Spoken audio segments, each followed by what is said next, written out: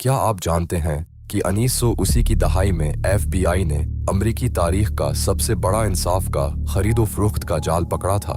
Chicago की अदालतों में जज रिश्वत ले रहे थे, क्लर्क और बैलिफ पैसे बांट रहे थे, इंसाफ नीलाम हो रहा था।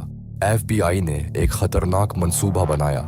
इनके एजेंट्स वकील और मुल्जम बन गए, जज के कमरों में छिपकर रिश्वत देते और रिकॉर्ड करते। 2 साल तक ये खेल चला। हर रिश्वत, हर गुफ्तगू, हर लेन देन रिकॉर्ड होता रहा। फिर एक दिन बीक वक्त हमला हुआ।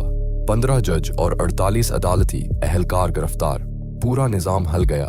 डीप रिकॉर्डिंग्स में जज साफ कह रहे थे कि कितने पैसे चाहिए। कई जज फेडरल जेल गए।